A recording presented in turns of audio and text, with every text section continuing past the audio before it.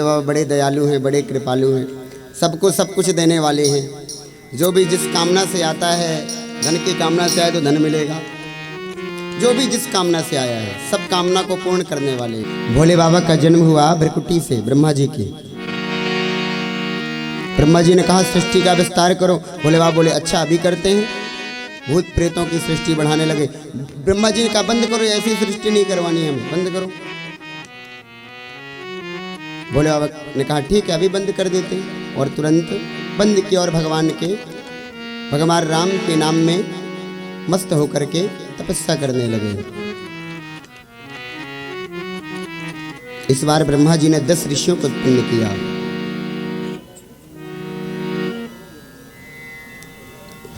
छाया से करदम जी को, वाणी से सरस्वती मैया को, और वामांग से कन्या और दक्षिणांग से पुरुष को जन्म दिया, जिनके नाम मनु और शत्रुपा हैं। इनकी 5 संतानें हुई, 3 पुत्रियां और 2 पुत्र। पुत्रियों के नाम हैं आकुति, देवहूति और प्रसूति। पुत्रों के नाम है प्रियव्रत और उत्तानपाद।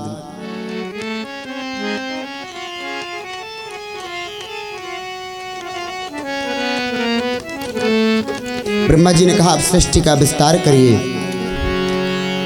मनु जी ने कहा हम सृष्टि का विस्तार तो करें, लेकिन एक राक्षस है जो पृथ्वी को ही उठाकर ले गया है। बोले कौन?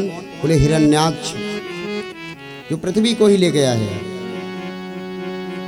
महर्षि कश्यप की अनेकों पत्नियां हैं, दिति, अदिति, धनु, काष्ठा, इला, इमा। उनमें से दिति नाम की पत्नी है, उनके गर्भ से 2 बालकों का जन्म होता है, जो महान ताकतवर हैं, राक्षस राज हैं, जिनके नाम हैं हिरण्यकश्यप और हिरण्याक्ष।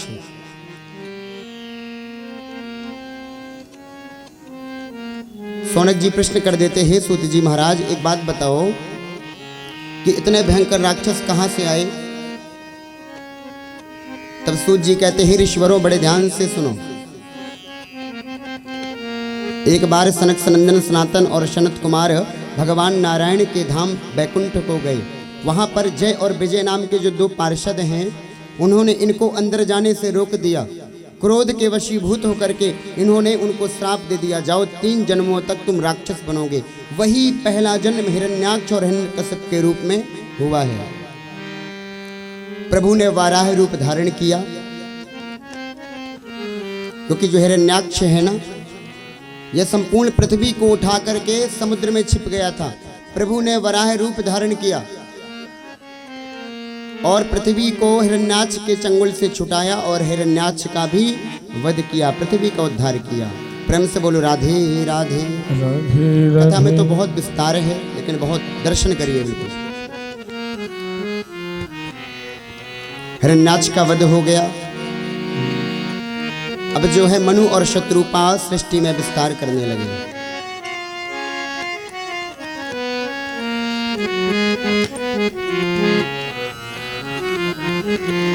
कि श्री कृष्णाय वासुदेवाय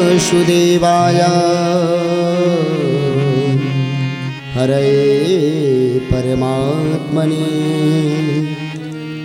प्रणतः क्लेशनाशाय गोविंदाय नमो नमः। सुखदेव जी कहते हैं राजा परीक्षित, मनु और शत्रुपा की जो तीसरी कन्या है, जिनका नाम प्रसूति है, इनका विवाह राजा दक्ष के साथ हुआ, जिनके 16 कन्याएं हुई। 13 कन्याएं धर्म को ब्याही गईं। 1 कन्या अग्निदेव को ब्याही गई, जिनका नाम स्वाहा है। 1 कन्या पितरों को ब्याही गई, जिनका नाम स्वधा है। और 1 कन्या भगवान शिव शंकर जी को ब्याही गई, जिनका नाम सती है। तरंग रमणीय जटा कलापम गौरी निरंतर विभूषित वामभागम नारायण प्रियमनं गंगे मदापहारम् वाराणसी पुरपते भज विश्वनाथ। वाराणसी पुरपतिं भज विश्वनाथम गंगा तरंग रमणीय जटाकलापम। भोले बाबा जब बाबा विश्वनाथ प्रातःकाल गंगा की तरंगों में स्नान करते हैं तो उनकी बड़ी बड़ी जटाएं हैं। जब प्रातःकाल उनकी जटाएं ऐसे बिखर जाती हैं तो गंगा जी की लहरों में लहलहाती हैं और प्रातःकाल जब तारों की रोशनी उनके बालों पर पड़ती है तो ऐसा प्रतीत होता है जैसे आसमान के सारे तारे गंगा जी में उतर आए हों। गंगा तरंग रमणीय जटाकलापम। बाबा विश्वनाथ माँ गौरी मैया के साथ हमेशा शिवाशित रहते हैं और हमारे जीवन को कल्याणकारी बनाने के लिए हमेशा आशीर्वाद देते रहते हैं। प्रेम से बोलिए शंकर भगवान की जय। कि एक बार त्रेता जुग माही, एक बार त्रेता जुग माही, शंभु गए तो भजरी सिपाही।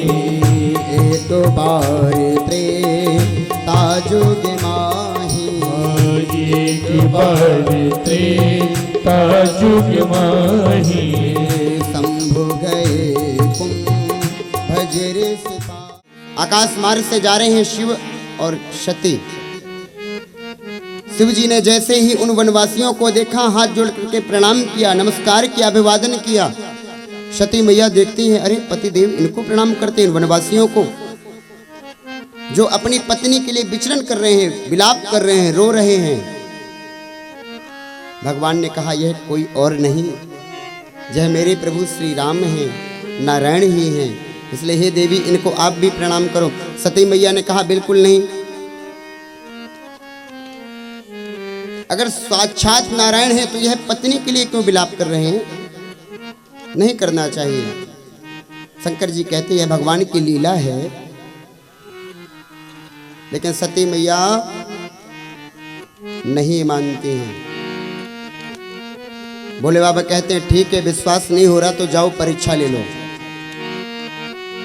सती मैया जाती हैं और माँ सीता का स्वरूप बना करके, किनका? माँ सीता का स्वरूप। और जैसे श्री राम और लक्ष्मण चल रहे हैं ना वन की ओर, तो आगे एक झाड़ियों के बीच से निकल करके सीधे सीता के स्वरूप में आती हैं। राम जी की नजर जैसे ही उन पर जाती है तो राम जी सीधे प्रणाम करते हैं, हे देवी, हे जगत जननी, आप यहाँ कहाँ घूम रही हैं? देखिए स्वरूप सीता मैया का है, लेकिन भगवान राम से क्या छुपा हुआ है? सब कुछ जानने वाले हैं, त्रिगुणातीत हैं। सती मैया को प्रणाम किया। बोले देवी भोले बाबा कहाँ हैं? आप अकेले अकेले इस घनघोर वन में क्या बात है?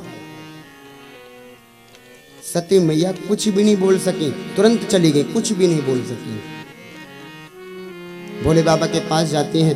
भोले बाबा तो सब जानते हैं। भोले बाबा ने कहा अच्छा देवी परीक्षा ले लिया? तो सती मैया जो आज तक कभी नहीं बोला, वह भगवान की ऐसी प्रेरणा हुई कि झूठ बोला कि कछु न परीक्षा लीन्हे गोसाई, कछु न परीक्षा लीन्हे गोसाई, कछु न परीक्षा लीन्हे गोसाई, कछु न परीक्षा लीन्हे गोसाई, कछु न परीक्षा लीन्हे गोसाई, कछु न परीक्षा लीन्हे गोसाई, इन्हो प्रणाम तुम्हारे ही नाई, इन्हें प्रणाम तुम्हारी नहीं। कछु न परीक्षा लीन्हे गोसाई।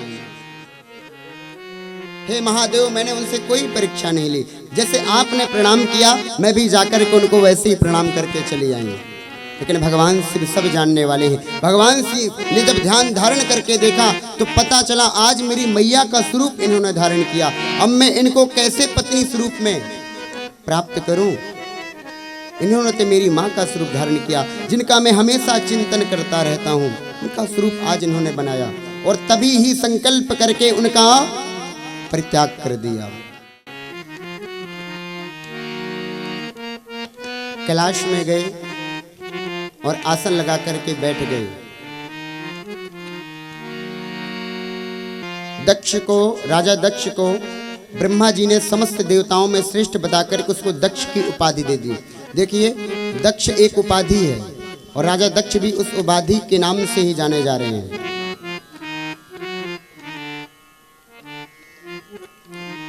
और राजा दक्ष जो हैं भगवान शिव के ससुर भी हैं। दक्ष को जब समस्त देवताओं का राजा बनाया जा रहा था ना, तब सबको निमंत्रण दिया गया। सभी देवता ऋषि सब उस सभा में आए। उस सभा में शिव जी भी पहुंचे। उस सभा में शिव जी का भी आगमन हुआ। जब दक्ष उस सभा की ओर आए ना, शिव जी भी रहते हैं, ब्रह्मा भी रहते, विष्णु जी भी रहते हैं, समस्त ऋषि संत समुदाय, समस्त देवगण रहते हैं। जब दक्ष उस सभा में पहुंचते हैं तो सभी देवगण खड़े होकर के उनका अभिवादन करते हैं। लेकिन दक्ष को अभिमान हो गया। मैंने आपको पूर्व में ही बताया, ऐसा कोई विरला ही होगा जिसको पद पाकर अभिमान ना हो। पद का अभिमान बहुत जल्दी हो जाता है। दक्ष को जैसे पद मिला वैसे ही अभिमान हो गया। 3 देवता खड़े नहीं हुए। कौन कौन? ब्रह्मा विष्णु महेश। ब्रह्मा जी को देख करके कुछ नहीं, पिताजी हैं। विष्णु जी जो है उनके बाबा जी हैं, नारायण हैं। लेकिन शिव जी को देख करके भौहें जो है टेढ़ी हो गई। अरे ये तो मेरा दामाद है, इसको तो मेरा अभिवादन करना चाहिए। अब जो है राज सिंहासन जो उसके लिए संयोजित किया गया उसमें नहीं बैठ रहा, खरी खोटी सुना रहा है। किसको? भोले बाबा को। श्रूयतां ब्रह्मर्षयो में सहदेवा सहाग्नयः साधूनां ब्रुवतो वृत्तं नाज्ञानां चमत्सरा। दक्ष ने खड़े होकर के कहा, सावधान होकर के सुन लीजिए, केवल एक ही बात कहूंगा। विशिष्ट लोगों की सभा में विशिष्ट लोगों को ही निमंत्रण देना चाहिए। यहाँ पर अवशिष्ट लोग कोई भी नहीं चलेगा। अब सभी देवता एक दूसरे की ओर देखने लगे, भैया यहाँ अवशिष्ट कौन है? यहाँ पर अवशिष्ट कौन बैठा हुआ है? तब दक्ष ने कहा, एक दूसरे को क्यों देखते हो? पाणी मरकट लोचना। कितना कुत्सित शब्द बोला है यहाँ पर, पाणी मरकट लोचना। ये बंदर की आंख वाला शंकर नहीं दिख रहा है? ये सब क्रोध और मद और अहंकार में होकर के दक्ष बोल रहा है। उसे पता नहीं मैं बोल क्या रहा हूँ, किसको बोल रहा हूँ। अहंकार जब आ जाता है ना, तो अंदर की जो ज्ञान होता है उसको परास्त कर देता है, विवेक को परास्त कर देता है, हमारे धर्म को समाप्त कर देता है अहंकार। इसलिए भैया इससे कोसों दूर रहने का प्रयास किया करो। और अहंकार आया तो समझो मृत्यु भी बहुत नजदीक आ गई है। और वह पद भी तुम्हारा जिसमें गरिमा हुई ना, वह भी बहुत जल्दी जाने वाला है। इसलिए अहंकार कभी नहीं करना। पाणी मरकट लोचना गृहीत सावाक्षा। किसी ने उसी सभा में बोल दिया, तुम्हें इतने अवगुण भोले बाबा पे दिखाई पड़ रहे हैं तो अपनी कन्या क्यों ब्याह दी? दक्ष बोला तिल मिला करके, अरे मेरी बुद्धि मारी गई थी कि मैंने ब्रह्मा जी अपने पिताजी के कहने पर अपनी मृग सावाक्षा हिरण जैसी, हिरण की नेत्रों जैसी अपनी कन्या का विवाह जो है इस पाणी मरकट लोचना बंदर की आंख वाले शंकर के साथ कर दिया। मेरी बुद्धि भ्रमित हो गई थी। अब शब्द बोले जा रहे हैं। भगवान बाबा के गण भी वहीं पर विराजमान हैं, नंदी आदि गण हैं। नंदी ने खड़े होकर के बोल दिया, जब से आया है सभा में तब से बकरे की तरह बोला जा रहा है। जा, मैं तुझे श्राप देता हूं, तेरे बकरे का मुख लग जाए।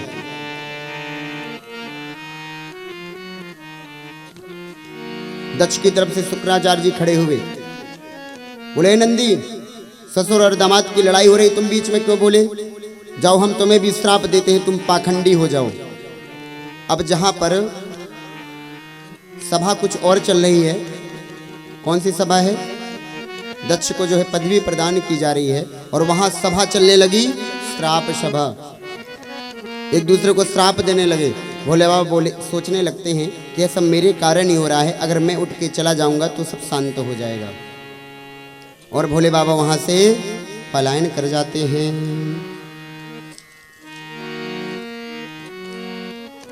लेकिन देखिए, एक बार जिस धागे में जो गांठ लग जाए ना, वो कभी समानता को प्राप्त नहीं कर सकता है।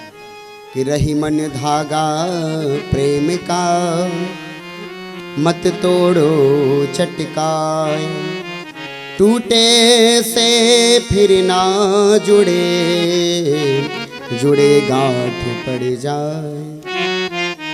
अंदर जो मन को छुपने वाली बातें होती है, अगर कोई बोल देता है तो जब भी अगर प्रेम भी हो जाए ना, अगर वो याद आ जाए उन बातों की, तो वैसा प्रेम रह नहीं जाता है, केवल दिखावटी प्रेम होता है। एक बार जो गांठ पड़ गई ना, वह गांठ जिंदगी भर पड़ी रहती है, जब तक हमारा जीवन समाप्त नहीं होता है।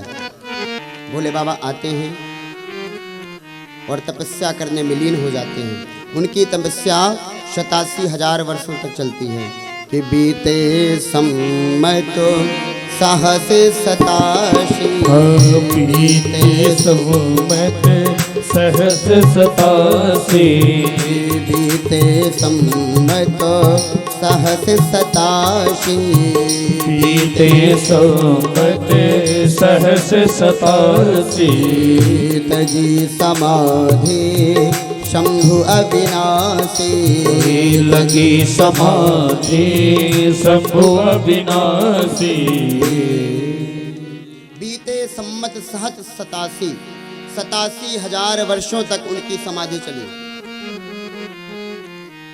और एक दिन राम राम शिव सुमिरन लागे, राम राम शिव सुमिरन लागे, जान्यो सती जगत पति जागे, जान्यो सती जगत पति जागे।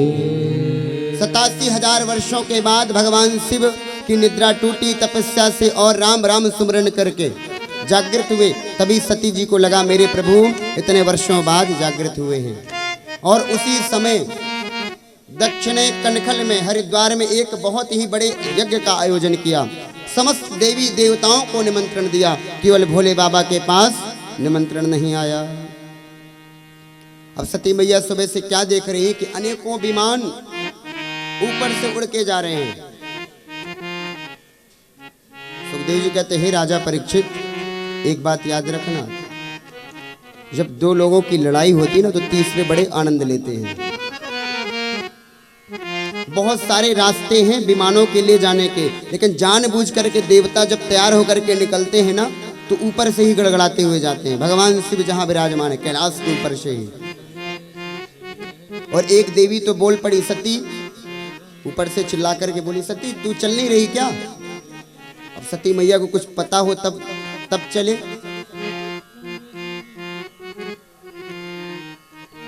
जबकि वो देवी जानती है कि इनके पास निमंत्रण नहीं आया है और बुलावा नहीं आया, लेकिन तब भी आग लगाने वाले ना, कहीं पर भी जो चिंगारी भी मिल जाए ना, विस्फोट करवा देते हैं। इनसे तो दूर दूर रहा करो भैया।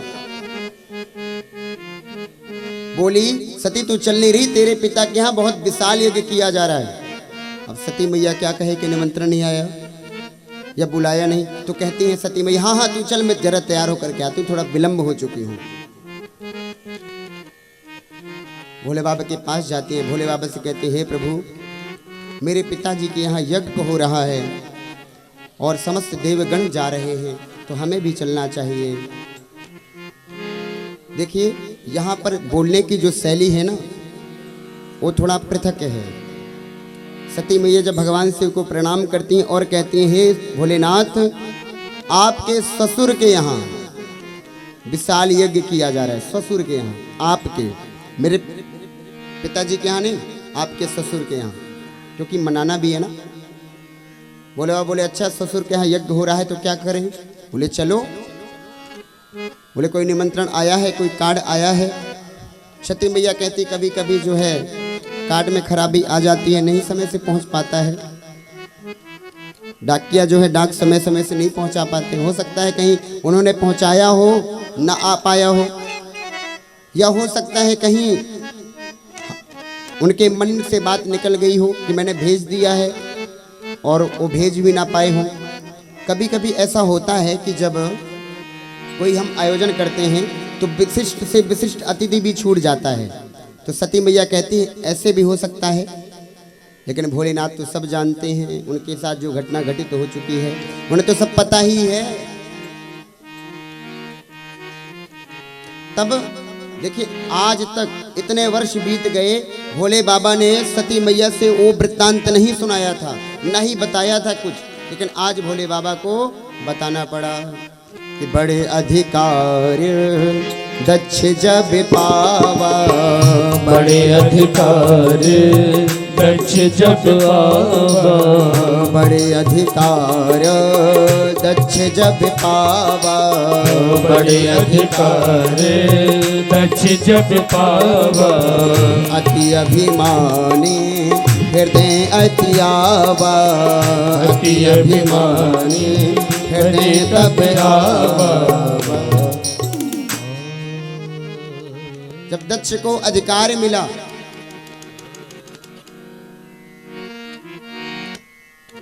तब वहां पर मैं भी गया, लेकिन दक्ष ने सोचा कि मैंने उनका सम्मान नहीं किया, इसलिए तुम्हारे पिताजी ने मुझको अपमानित किया। शिव जी कहते हैं मैंने भी दक्ष को प्रणाम किया था ससुर के नाते मन में, लेकिन अभिमानी और मूढ़ व्यक्ति उस भाव को समझ ही नहीं पाया, वह तो शारीरिक भाव को देखता रह गया। सती मैया समझाती है भोलेनाथ, अगर छोटी बातों से अगर कोई रिश्ते टूट जाते हैं तो फिर रिश्तों का क्या मतलब। भोलेनाथ कहते हैं कि यह छोटी बात नहीं, बहुत बड़ी बात है। अगर तुम्हारे पिताजी को बुलाना होता ना तो अवश्य कोई ना कोई खत लिख करके देते या कोई बुलावा भेजते, लेकिन ऐसा हुआ नहीं है। सती मैया ने कहा देखो मुझे प्रभु जाने दो, मैं जाकर के समझाऊंगी, पिताजी तुरंत मान जाएंगे, बहुत प्रेम करते हैं मेरे से, पिताजी मान जाएंगे। भोले बाबा ने आज्ञा नहीं दी। भोलेनाथ कहते हैं देवी वहां कुछ होने वाला नहीं है, तुम मत जाओ। सती मैया बार बार याचना करती हैं। भोले बाबा बाद में कह देते हैं ठीक है, जो तुम्हें उचित लगे वही करो। तभी सती मैया राजा दक्ष के यज्ञ में, अपने पिताजी के यज्ञ में पहुंचते हैं।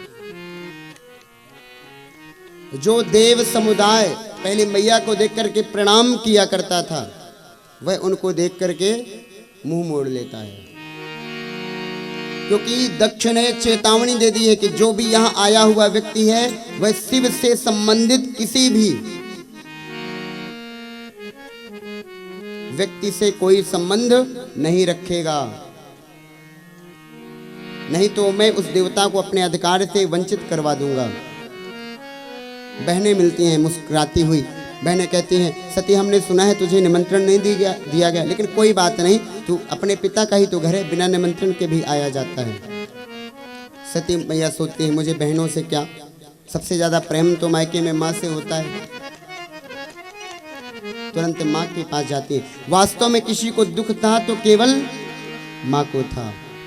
सादर भले मिली एक माता, भगिनी मिली बहुत मुस्काता। किसी ने प्रेम किया, किसी ने अपने अंतःकरण से भरकर रोई, वो केवल माँ ही थी। कुछ आनंद की प्राप्ति हुई सती मैया को।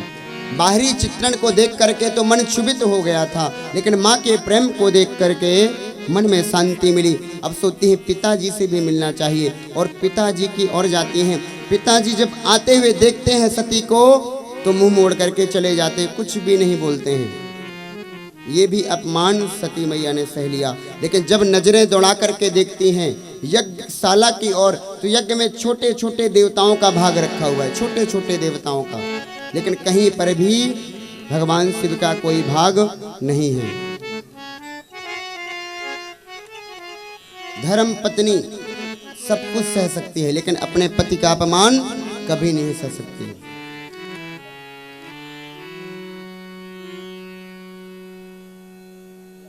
आज वह जो दुख था ना, सती मैया के लिए असहनीय हो गया। के दरबार में उसी यज्ञ मंडप के पास सती मैया कहते, हे पिता, तुमने बहुत बड़ा अपकार कर्म किया, अधर्म कार्य किया है। जो देवों के देव महादेव हैं उनकी तुमने निंदा की, उनका तुमने भाग्य नहीं रखा, उनका तुमने प्रसाद नहीं रखा, तुमने उनका कोई भी अनुमोदन नहीं किया।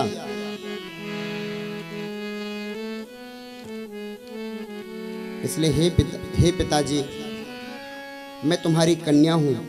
अगर मैं ऐसा देख करके जाऊंगी वहाँ पर ना, और जब मेरे पति देव मुझको दाक्षायणी कह करके बुलाएंगे, हे दक्ष की पुत्री तुम आ गई, तो मैं क्या जवाब दे पाऊंगी कि ऐसे पिता की पुत्री जिनके लिए मेरे पति के हृदय में कोई प्रेम ही ना हो। इसलिए इस शरीर को मैं अब त्याग दूंगी, तभी मैं तुमसे छुटकारा पा सकती हूँ। तभी माँ सती ने ज्वालामालाओं को केंद्रित करते हुए अग्निदेव का आवाहन किया और अग्निदेव में जल करके भस्मीभूत हो गई।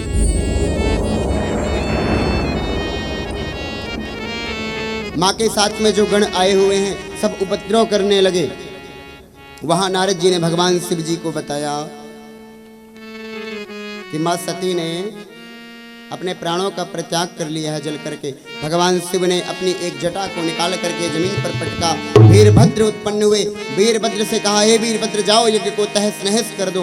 वीरभद्र बड़ी वेग से दौड़े हैं और जाकर के समस्त यज्ञों को तहस नहस किया है। जो भी देवता माँ को देख करके हंस रहे थे, पूखा देवता, उनकी बत्तीसी को तोड़ दिया। शुक्राचार्य अपनी डाणी में हाथ फिरा करके बहुत मुस्कुरा रहे थे, उनकी डाणी को उखाड़ दिया और राजा दक्ष की सर को धड़ से अलग करके अग्निकुंड में ही स्वाहा कर दिया। बोलो हरे हरे महादेव। जब मां सती जो है ना अग्नि में जल रही थी तो भगवान राम से एक वरदान मांगा था, हे प्रभु, जन्म जन्म लगी रगर हमारी, जन्म जन्म लगी रगड़ हमारी, जन्म जन्म लगी रगर हमारे, जन्म जन्म लगी रगड़ हमारे, जन्म जन्म लगी रगर हमारे, जन्म जन्म लगी रगड़ हमारे। बरहु शंभु नता रहूं कुमारी, बरहु शंभु नता रहूं कुमारी, बरहु शंभु नता रहूं कुमारी, बरहु शंभु नता रहूं कुमारी। अग्नि ज्वालाओं में लिपटे हुए मां सती ने वरदान मांगा कि मेरा जब अगला जन्म होना तो मैं प्रभु महादेव की ही दासी बनूं, उनकी ही धर्म पत्नी बनूं, नहीं तो मुझे प्रभु कुमारी ही रखना या तो मुझे जन्म ही मत देना। ऐसा वरदान मांगा और इसी वरदान के फलस्वरूप मां सती का अगला जन्म हिमालय के यहाँ, हिमालय और मैना के यहाँ पार्वती मैया के रूप में हुआ। बोलो पार्वती मैया की जय हो। तेहि कारण हिम गिरि गृह जाए, तेहि कारण हिम गृह जाए, तेहि कारण हिम गिरि गृह जाए, तेहि कारण हिम गृह जाए, तेहि कारण हिम गिरि गृह जाए, तेहि कारण हिम गृह जाए। जन्मी पार्वती तब आई, जन्मे पार्वती तब पाई, जन्मी पार्वती तब पाए, जन्मे पार्वती तब पाए। भगवान श्री राम की कृपा से आशीर्वाद के फलस्वरूप सती ने जो वरदान मांगा था आज सार्थक हुआ। हिमालय और मैना के यहाँ सुंदर कन्या का जन्म हुआ जिनका नाम रखा गया पार्वती। तभी नारद जी पहुंचते हैं हिमालय जी के यहाँ। पार्वती मैया धीरे धीरे विवाह योग्य हो गई हैं। नारद जी का आगमन होता है। नारद जी पहुंचे। मैना मैया ने पार्वती मैया का हाथ दिखाया। नारद जी ने हाथ देखा। मैना मैया ने पूछा क्या है इसके हस्तरेखाओं में क्या लिखा हुआ है। नारद जी ने कहा ये परम सुंदरी हैं, इनको हमेशा जगत पूजेगा, जगत रक्षणी हैं, जगत की रक्षा करने वाली हैं, सर्व संपत्तिवान सर्वशक्तिवान हैं, इनके सामने सारा संसार नतमस्तक होगा। गुण ही गुण बता डाले। हिमालय जी पूछते कुछ अवगुण हो वो भी बता दो। बोले बस एक अवगुण है, इनका जो विवाह होगा ना,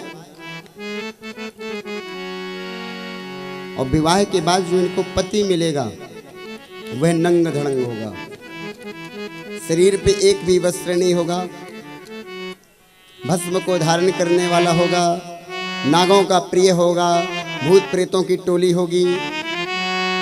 अब तो मैया की जो माँ है मैना देवी बड़ी दुखी हो गई। बोले बताओ इतनी सुंदर मृगलोचनी हमारी कन्या जो है, इनको ऐसा पति मिलेगा। तब नारद जी ने कहा देखो एक ही उपाय है, ऐसा पति तो अवश्य मिलेगा, लेकिन अगर पार्वती तपस्या करती है तो इनको शंकर भगवान ही मिल जाएंगे। लेकिन जब हाथ देख रहे थे ना और नारद जी जब बता रहे थे ना भविष्य, तो पार्वती जी बड़ी प्रसन्न हो रही थी कि अब तो पक्का मुझे भोले बाबा मिलने वाले हैं। और पार्वती जी ने वरदान भी तो यही मांगा था, मुझे अगले जन्म में भोले बाबा ही मिले। और मैया तो सब कुछ जानने वाली है, उनसे कुछ छिपा नहीं है। पार्वती मैया ने तपस्या की और घोर तपस्या की। उस तपस्या से भगवान शिव जी भी प्रसन्न हुए। सप्त ऋषियों का आगमन हुआ। देखिए वहां पर जो है सती के स्वरूप में जब पार्वती जी थी ना, तब भगवान श्री राम की परीक्षा ली थी। किन्होंने? सती जी ने। इसलिए आज उन्होंने अपने शरीर का परित्याग कर दिया सती मैया ने। और आज भगवान शिव जी सप्त ऋषियों को भेज करके पार्वती जी की परीक्षा ले रहे हैं, हमसे कितना प्रेम करते हैं। सप्त ऋषि जाते हैं और प्रलोभन देते हैं पार्वती मैया को, हे देवी आप यह क्या कर रही हैं? रूखे सूखे पत्तों को, बेल पत्रों को चबा करके किसको प्राप्त करने के लिए तपस्या कर रही हैं? पार्वती मैया कहती है शिव जी को प्राप्त करने के लिए। सप्तऋषि कहते हैं हे देवी, जो नंग अनंग हैं, अमंगल वेशधारी हैं, जिनके अंदर कोई गुण नहीं है, समस्त प्रकार के अवगुणों की खान है, जिनके न सोने का ठिकाना, न बैठने का ठिकाना, न भोजन का ठिकाना, उनके लिए तपस्या कर रही हो। हम तुम्हारे लिए एक सुंदर श्योग वर खोज करके लाए हैं। सप्तऋषि प्रलोभन देते हैं।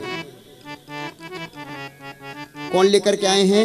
सप्तऋषि किसको लेकर के आए हैं? भगवान विष्णु को, कि हम उनसे बातचीत करके आए हैं, अगर आप चाहो तो हम आपका विवाह भगवान विष्णु जी के साथ करवा देंगे। लेकिन पार्वती मैया तो जन्म जन्म से भगवान को ही पाना चाहती हैं। उन्होंने साफ साफ कह दिया, कहे मुनि सही ममत सुनी, जो विधि लिखा लिलाट,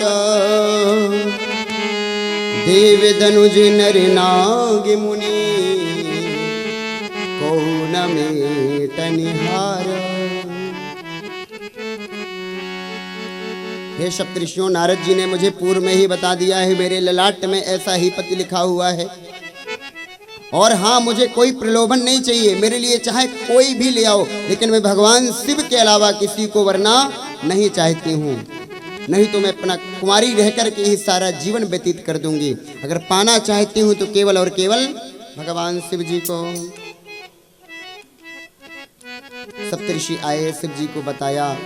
शिव जी बड़े प्रसन्न हुए, क्योंकि पार्वती मैया जो परीक्षा में है वह पास हो गई।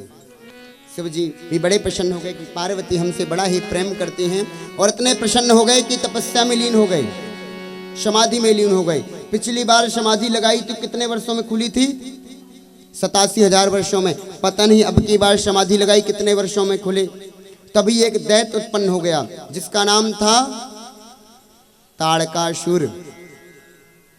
एक दैत्य उत्पन्न हुआ जिसका नाम ताड़कासुर था। भगवान की अद्भुत तपस्या की ब्रह्मा जी की। ब्रह्मा जी से वरदान मांगा कि हे ब्रह्मदेव मुझे अमर कर दो।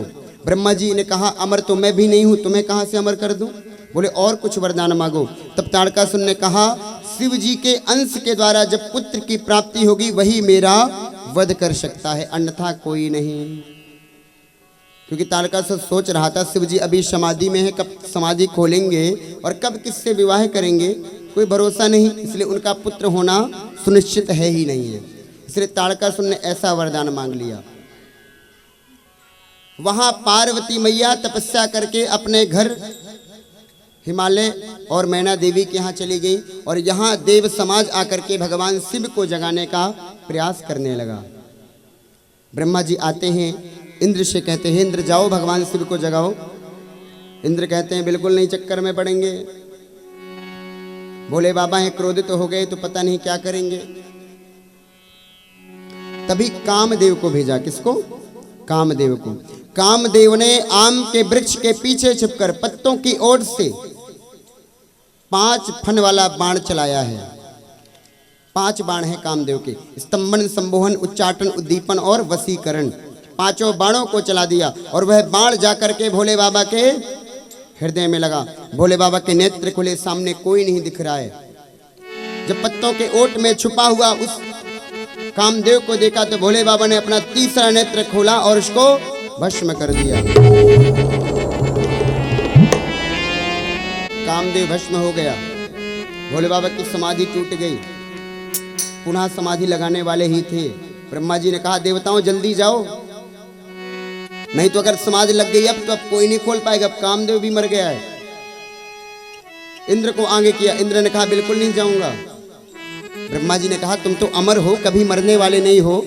तो इंद्र कहते हैं देखो जो अभी जल करके भस्म हो गए ना वो भी अमर ही थे, वो भी अमर ही थे, अब हमारा क्या हाल होगा? ब्रह्मा जी ने कहा तुम्हारे बस की बात नहीं, मुझे ही जाना पड़ेगा। ब्रह्मा जी जाते हैं, शिव जी से प्रार्थना करते हैं। शिव जी से कहते हैं हे शिव जी देखिए आपके समाधि टूटने पर ये देव समाज कितना खुश हो रहा है, कितना खुश हो रहा है। देखो देव समाज को देखो। ब्रह्मा जी कहते हैं भोलेनाथ हम चाहते हैं कि आप पार्वती के साथ विवाह करो। देव समाज बहुत ही प्रसन्न है अगर आपका विवाह होगा तो। भोलेनाथ सोच रहे हैं मन ही मन कि हमें पता है देवता कितने प्रसन्न है, यह तो हमसे काम निकलवाना चाहते क्योंकि ताड़कासुर इनके पीछे पड़ा हुआ है। हमारा विवाह करवाएंगे तभी हमारा पुत्र होगा और उसका वध करेगा तो ये बच जाएंगे। इनको हमारे विवाह से कुछ लेना देना नहीं है, बस अपना काम सिद्ध कर रहे हैं। और देवता इंद्र आदि जो देवता हैं सब जहाँ काम बनता है वहीं जाकर के नतमस्तक हो जाते हैं। भोले बाबा से ब्रह्मा जी ने कहा देखो पार्वती मैया ने वरदान मांगा था राम जी से, आज उस वरदान की सार्थकता के लिए आप उनके साथ विवाह करिए। भगवान शिव जी ने कहा ठीक है, आप अगर कहते हैं तो मैं विवाह अवश्य करूँगा। अब भोले बाबा विवाह के लिए राजी हो गए। देखिए शिव पुराण के अंतर्गत जो भोले बाबा की विवाह के दिनांक है ना, विवाह की जो डेट है ना वो कब है? बैसाख शुक्ल पक्ष पंचमी और दिन था गुरुवार। लेकिन हम लोकाचार में महाशिवरात्रि को ही भगवान का मंगल विवाह का महापर्व मनाते हैं।